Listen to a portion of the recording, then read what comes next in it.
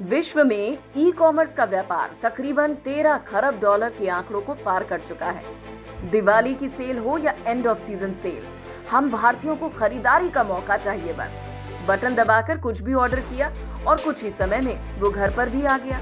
चलिए आज जानते हैं ई कॉमर्स कैसे शुरू हुआ, कैसे खरीदारी का दौर दुकानों से लेकर ऑनलाइन तक पहुंचा और इसकी सहायता से आज आप क्या क्या कर सकते हैं।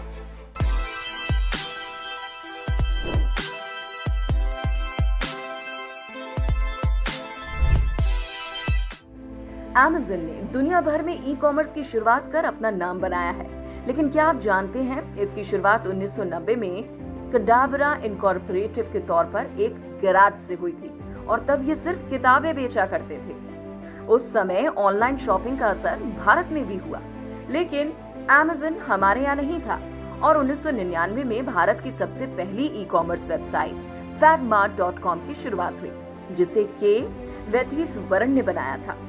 इन्हें भारत के फादर ऑफ ई कॉमर्स के नाम से भी जाना जाता है।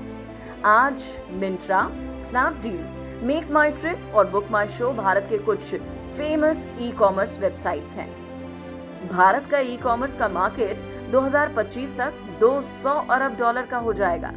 क्या आपको पता है हमारी 65% पॉपुलेशन 35 साल से कम उम्र की है और दुनिया में सबसे ज्यादा इंटरनेट का इस्तेमाल करती है, और इसलिए ऑनलाइन शॉपिंग में भी हमारे आसपास भी कोई और देश नहीं है। ई कॉमर्स का विचार कैसे आया?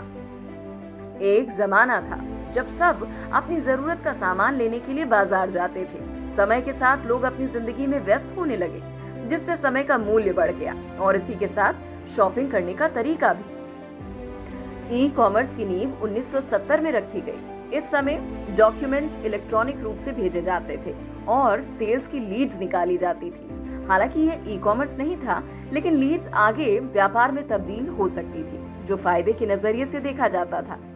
1990 में यूनाइटेड किंगडम के उद्यमी माइकल ऑल्ड्रिच ने पहली बार टीवी, कंप्यूटर और टेलीफोन की मदद से किताबों को B2B मॉडल के तहत बेचना शुरू किया।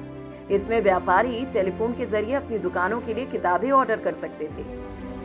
Amazon इसी बिजनेस मॉडल से शुरू हुआ और आज आप जानते ही हैं ये कितना फैल चुका है। इसके अलावा 1995 में ही eBay नाम की एक और वेबसाइट आई।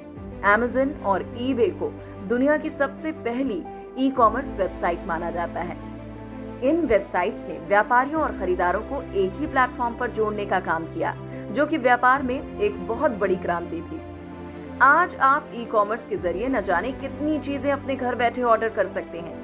चाहे घरेलू सामान मंगवाना हो, खाना ऑर्डर करना हो या कहीं यात्रा करने के लिए टिकट बुक करनी हो या फिर किसी को पैसे भेजने हो, आप सब ई कॉमर्स के जरिए ही कर सकते हैं। आशा है आपको ई कॉमर्स के इतिहास के बारे में जानकर मजा आया होगा।